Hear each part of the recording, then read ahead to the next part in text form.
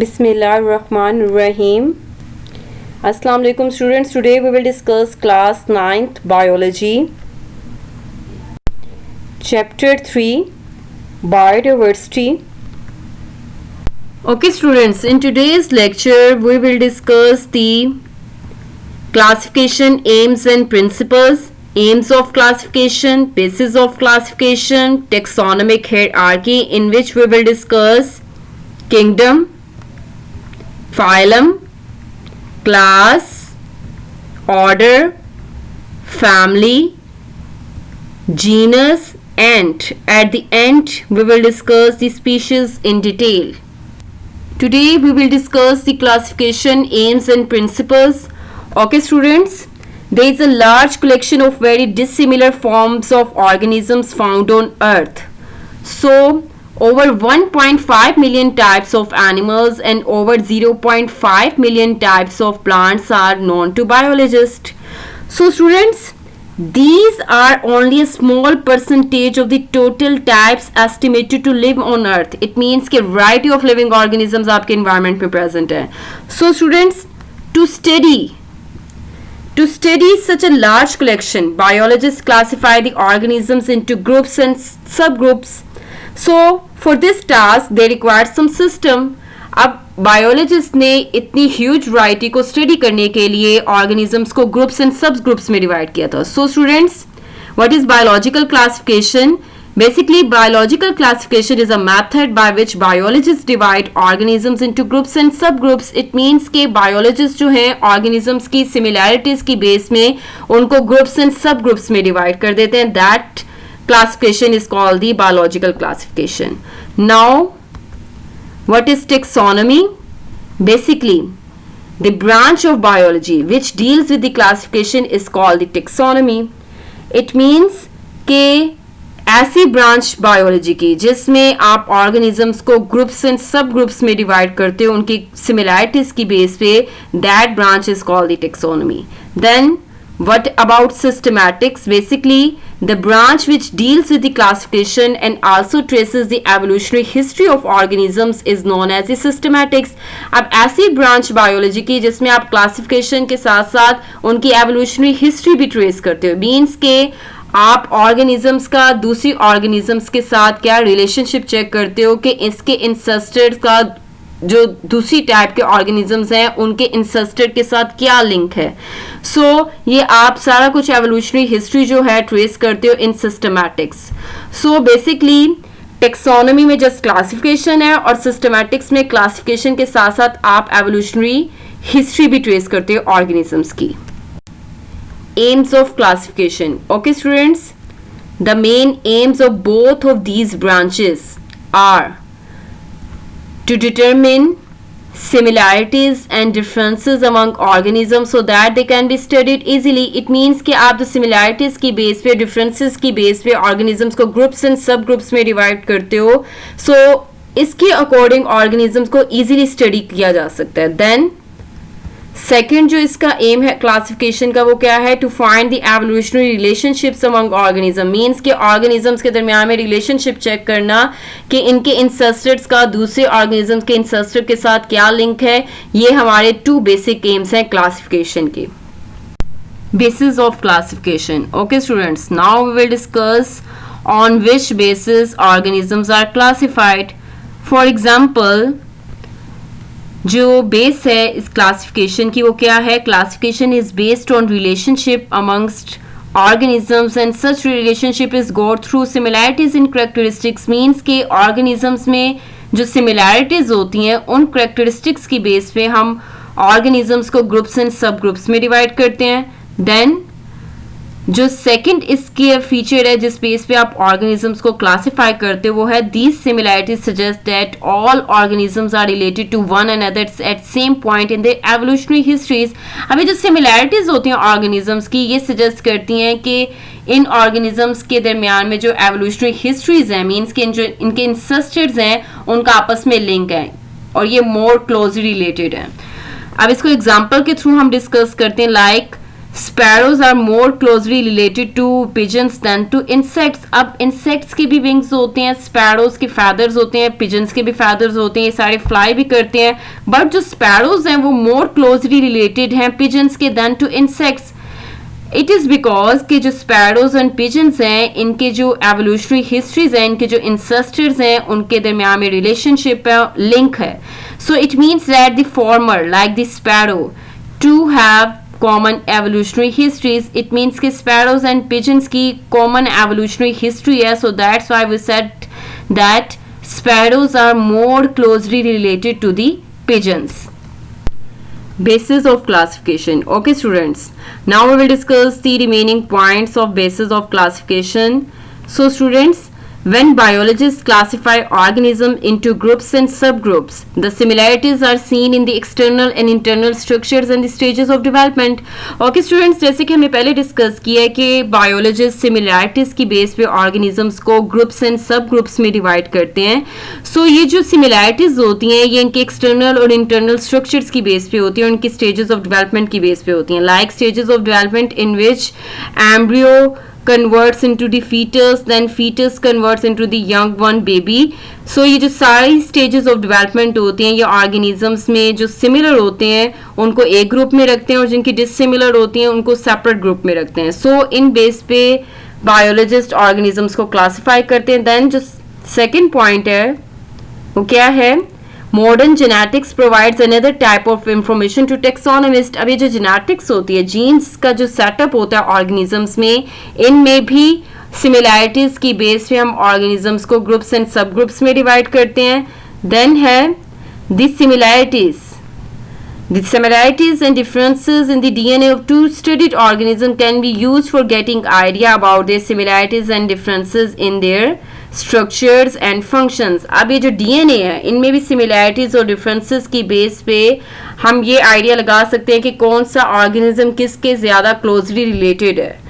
सो इन basis पे जो biologist है ऑर्गेनिजम्स को क्लासीफाई करते हैं इन two groups and sub groups.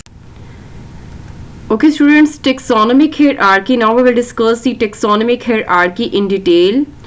Okay students, what is taxonomic hierarchy? पहले मैं आपको इसका introduction दे दूँ. Basically, taxonomic hierarchy is the process of arranging various organisms into successive levels of the biological classification, either in a decreasing or an increasing order from kingdom to species and vice versa. It means कि taxonomic hierarchy में आप organisms को arrange करते हो increasing या decreasing order में. इसमें kingdom से species तक आप organisms को क्या करते हो? arrange करते हो. For example, before we will discuss our main topic, you must have knowledge about the term taxa. What is taxa? So the group into which organisms are classified are known as taxonomic categories or taxa. अब organisms को similarities and differences की base में हम groups and sub groups में divide करते हैं. तो ये जो ग्रुप्स हैं जिनमें ऑर्गेनिजम्स को क्लासिफाई करते हैं इन ग्रुप्स को टेक्सोनोमिक कैटेगरीज और टेक्सा कहते हैं. Now what is taxonomic hierarchy? Basically the taxa form a ladder called taxonomic hierarchy. अब ये जो लैडर लाइक शेप होती है स्टेप बाय स्टेप, जिसमें आपके जो ऑर्गेनिजम्स होते हैं from largest taxon to smallest taxon move करते हैं. ये जो लैडर लाइक शेप होती है that is called the taxonomic hierarchy. Okay students, all organisms are divided into the 5 kingdoms like kingdom Protista, Monera, kingdom Plantae, Animalia and Fungi. In kingdoms में आपने organisms को divide किया है. So जो largest taxon है means कि जो largest group है ऑर्गेनिजम्स का जिसमें मैक्सिमम अमाउंट में ऑर्गेनिज्म प्रेजेंट होते हैं वो क्या है? किंगडम है. Now students, we will discuss the remaining levels of the taxonomic hierarchy. So on the basis of similarities, each kingdom is further divided into the smaller taxa in the following way. So students, kingdom largest taxon है, इसको further smaller taxa में divide किया, वो हमने ranks discuss करने. Like first जो rank है kingdom का वो क्या है? phylum. Basically phylum comes after the kingdom but before class. So phylum is a group of related classes. It means कि इसमें ऐसी classes का जो group है वो present होता है जिनमें similarities होती है. Then What about class?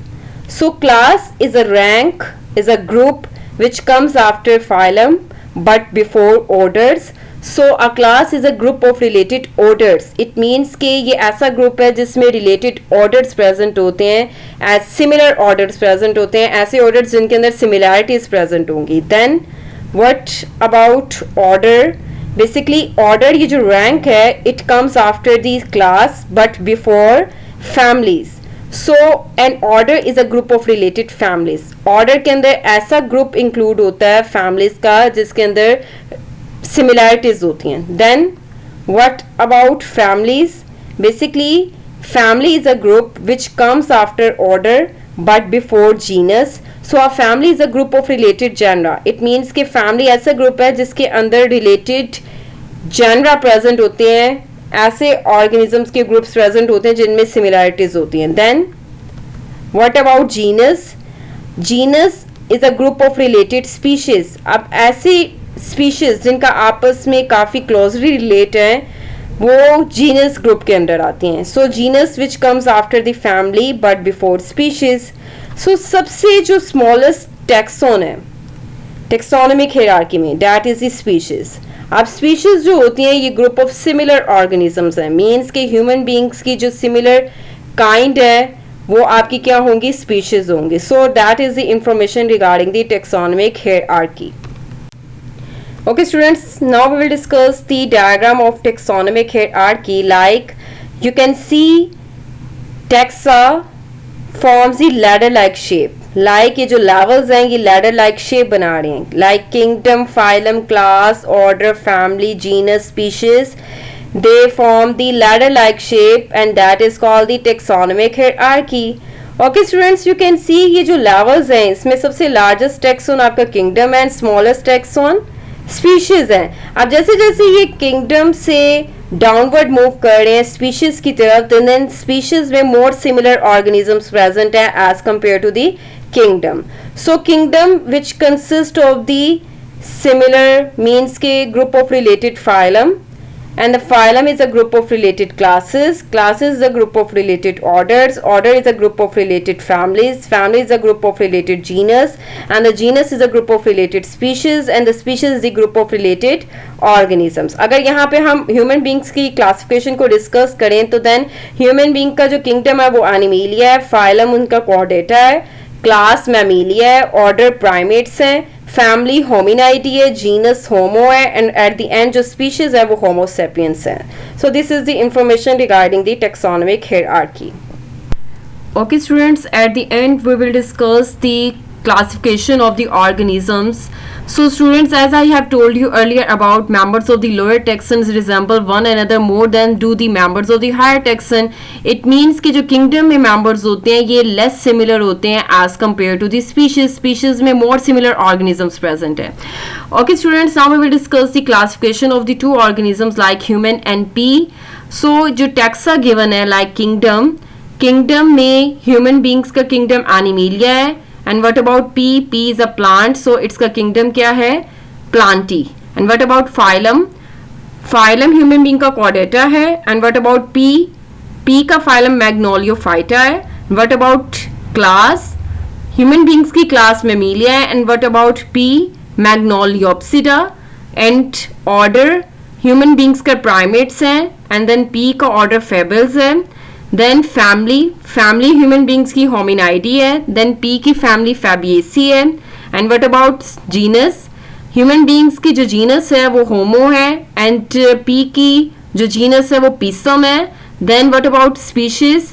Human beings की जो स्पीशीज है वो होमो सैपियंस है. एंड व्हाट अबाउट पी की जो स्पीशी है that is called the Pisum sativum. Okay students, in today's lecture we have discussed the classification, aims and principles, in which we will discuss aims of classification, basis of classification and taxonomic hierarchy in detail. Okay students, at the end we will discuss the MCQs from today's lecture. आपको MCQs किस form में आ सकते हैं? like over dash types of animals are known to biologists. So options इसकी क्या है? A option 1.1 million, B option 1.2 million, C option 1.4 million और D option 1.5 million. So the correct answer of this MCQ is 1.5 million D option. Means के 1.5 million जो types हैं animals की वो biologist को known है. Okay students, now we will discuss its second MCQ. So the second MCQ is which of the following is the largest taxon? So options हैं इसकी A option phylum, B option class, C option genus और D option kingdom. So the correct answer of this MCQ is D option kingdom. Kingdom largest taxon होता है, largest group होता है taxonomic hierarchy में. Now the third MCQ is a genus is a group of related A option order, B option class, C option species और D option organisms. So the correct answer of this MCQ is C option species. It means कि genus में group of related species present होते हैं. So students इस form में आपको MCQs आ सकते हैं. At the end we will discuss the short question answers from today's lecture. आपको शॉर्ट क्वेश्चंस किस फॉर्म में आ सकते हैं, like differentiate between taxonomy and systematics. अब इसका डिफरेंसेस क्या है, like taxonomy, the branch which deals with the classification only is called the taxonomy. And what about systematics, the branch which deals with the classification and also traces the evolutionary history of the organisms is known as systematics. Okay students, now we will discuss its second short question. So what are the two basic aims of classification? So ये जो classification के aims है, ये basically two basic aims हैं जैसे कि हम पहले भी डिस्कस कर चुके हैं. लाइक फर्स्ट एम है to determine similarities and differences among organism so that they can be studied easily, and the second one is to find the evolutionary relationships among organisms. So student third short question है, what is taxonomic hierarchy? Answer is the taxa form a ladder called the taxonomic hierarchy. So students आपको इस form में short questions आ सकते हैं.